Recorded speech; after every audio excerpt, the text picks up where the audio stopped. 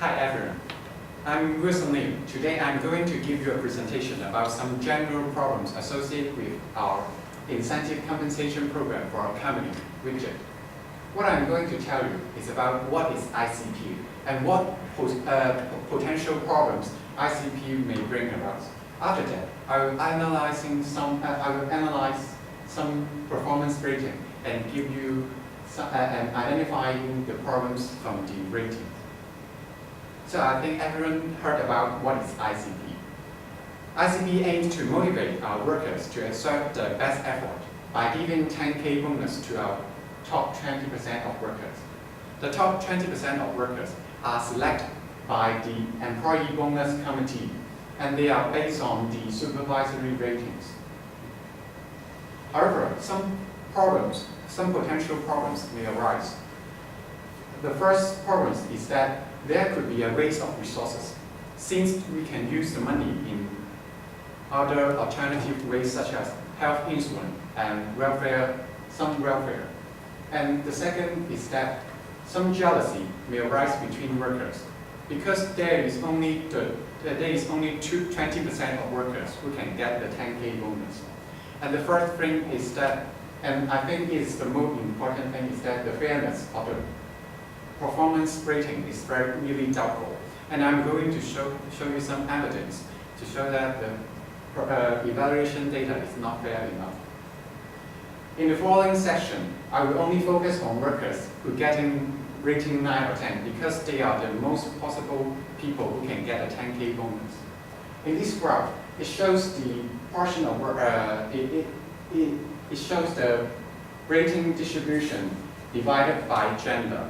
We can see that about 70% of male workers get a high rating than the female.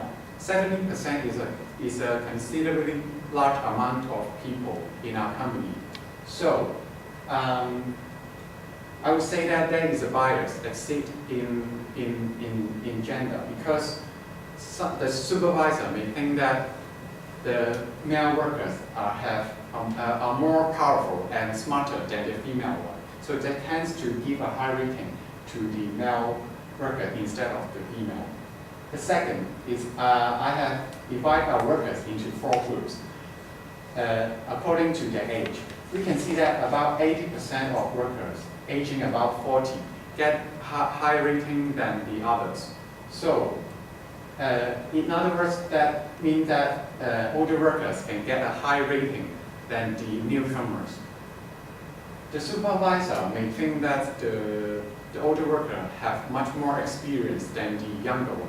So the supervisor have a high preference to give a high rating to the older group. And last but not least is, this is a graph showing that the high rating distribution divided by department. We can see that department B, D, and F got a relatively high portion of workers having rating 9 or 10. And their mean score and median score are pretty high too.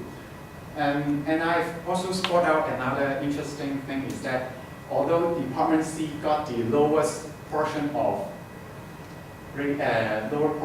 workers getting rating 9 or 10, its means and median score are high instead.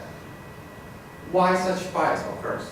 Department B, D, and F are some frontline department. The outcome can be easily observed and can be quantized, so their work done can be easily assessed, evaluated by our supervisor. For Department C, it is a long-term department, so their result cannot be seen easily. So the supervisor tends to give a moderate rating to Department C. So to conclude, there are at least 3 bias areas exist in our ICP. First, the portion of